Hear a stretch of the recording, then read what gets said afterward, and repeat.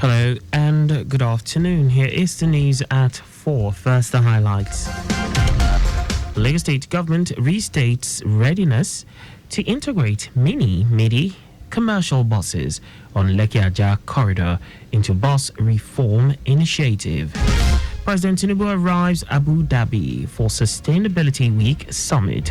On the foreign scene, Sudanese army claims capture of key eastern city from rebels.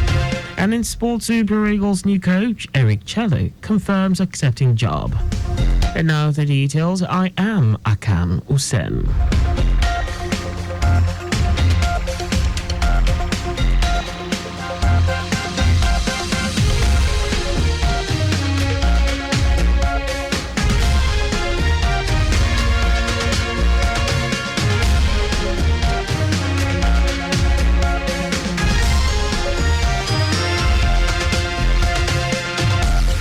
The Lagos State government has reiterated its readiness to integrate mini and midi buses, popularly known as Korokwe and Danfo, operating along the Lekki-Ajah axis into the state's bus reform initiative.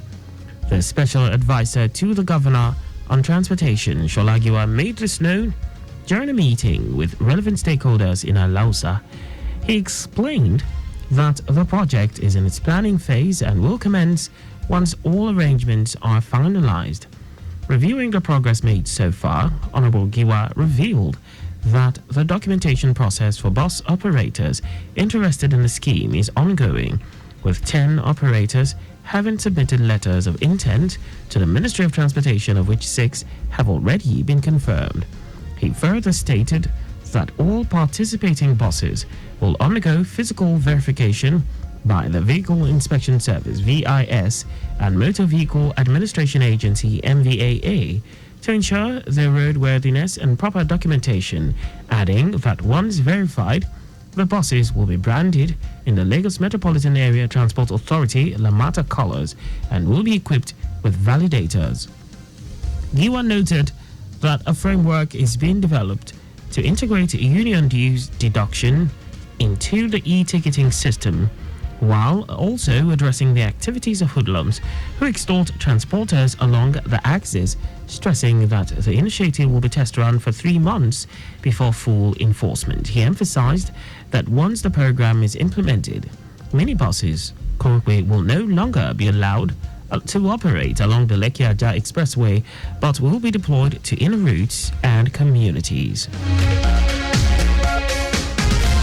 The Lagos State government has urged labor unions in the broadcasting stations of the state to rethink their plan to proceed on an industrial action for an amicable resolution of the dispute. This is after the unions served a strike notice. The proposed strike, which is planned to start on Monday, January 13, is to press home the demand of the Nigerian Union of Journalists and Ratau that the state government should migrate their members to the mainstream civil service.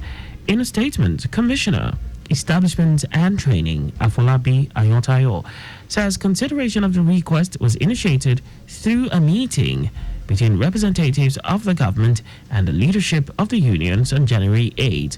Ayotayo notes that the meeting rose with a resolution that the agitation of the unions will be presented to the Lagos State Executive Council. According to him, entry into the Lagos State Civil Service has laid down policies and procedures. The Office of Education Quality Assurance (OEQA) team has continued its monitoring of schools' resumption activities for the second term of the 2024/2025 academic session in schools below tertiary level across the state. The Coordinating Director, Office of Education Quality Assurance (OEQA), Remy Abdul, spoke during the 4th day of the exercise, reiterating the state government's concern about the performance of students during external examinations. Abdul charged principals to live up to expectations by performing their duties optimally and being role models. He also emphasized the importance of adopting the state government's safeguarding and child protection policy. The team took a tour round the school's facilities to ensure safety and a conducive environment for learners and teachers. The 10-day monitoring exercise, which started on Monday, January 6, 2025, will end on Friday, January 17, 2025.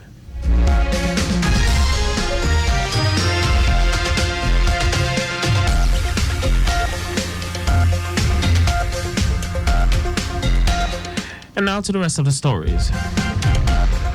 President Bola Tinubu has arrived in Abu Dhabi, the United Arab Emirates, for the Abu Dhabi Sustainability Week, ADSW. Tinubu's trip to the Middle East is at the invitation of the President of the United Arab Emirates, UAE, Mohammed bin Zayed Al Nahyan. Special Assistant to the President on social media, Dada Olusegun, announced Tinubu's arrival in a post on his X page. The summit, themed The Nexus of Next, Supercharging Sustainable Progress, is scheduled to run from 12th to 18th of January in Abu Dhabi. The event will bring together global leaders to accelerate sustainable development and advance socio-economic progress. In Abu Dhabi, the president is expected to deliver a speech highlighting his administration's key reforms, particularly in energy efficiency, transportation, public health, and economic development. During the visit, Tinubu and his delegation are expected to hold discussions with UAE leaders to strengthen bilateral relations and explore opportunities for economic and diplomatic partnerships.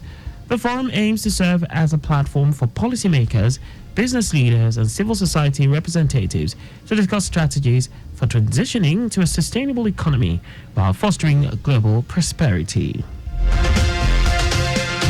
3 persons are feared dead in a suspected cholera outbreak in the Isodum community of Andoni local government area of Rivers State. Reports say the incident was discovered when a team from a multinational oil company visited the community to inspect a water rehabilitation project in the area.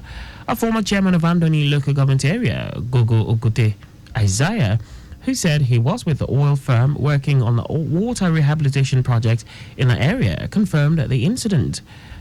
Isaiah said 2 of the 3 victims were from the same compound in the Isiodum community. And now to foreign news. The army in Sudan says it has captured a key city in the country's east, one of its biggest gains yet in an almost 2-year-long war against rebel forces.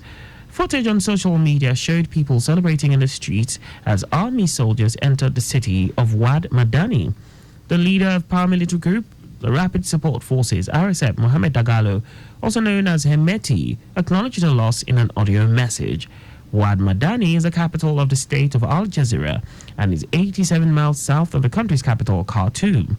The RSF continues to control nearly all of Sudan's Western Darfur region, as well as significant portions of the country's south, while the army controls the north and east, as well as parts of Khartoum.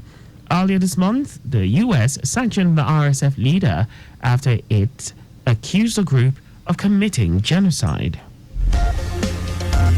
In our sports, Eric Chell says he could not reject the chance to manage the Super Eagles of Nigeria. The former defender was named the substantive head coach of the 3-time African champions last week.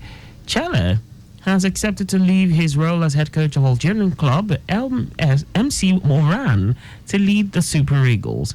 The 47-year-old managed MC Oran for the last time in an Algeria Cup clash against ES Setif. And that's all for the news at 4. Remember to always wear your seatbelt while driving. You can follow us and like all our various social media platforms on X at Traffic Radio 961, Facebook Lagos Traffic Radio 96.1 FM, Instagram Lagos Traffic Radio 961, on YouTube subscribe and watch us live on our channel Traffic Radio 961. You can also visit our website on www.trafficradio961.ng. Did you know that the Sanwo-Olu administration strengthened alliances with 200 representatives from various women-focused NGOs in the state as part of efforts to alleviate the economic plight of women residents in the state? You can get more details on the Lagos State Government's website. To end the news, here are the highlights of the major stories. The Lagos State government has reiterated its readiness to integrate mini and midi buses, popularly known as Korokwe and Danfo, operating along the Lekki-Ajah axis into the state's bus reform initiative. President Bola Tinubu has arrived in Abu Dhabi, the United Arab Emirates, for the Abu Dhabi Sustainability Week, ADSW. We also told you that the army in Sudan has captured a key city in the country's east, one of its biggest gains yet in an almost 2-year-long war against rebel forces. And in sports, Eric Chale has stated that he could not reject the chance to manage the Super Eagles of Nigeria. For contact with the newsroom, please send a message to info@trafficradio961.ng. And that ends the news broadcast compiled by Kayode Mafolashiri. I am Akan Usen. Thanks for listening and please stay safe. Good afternoon and happy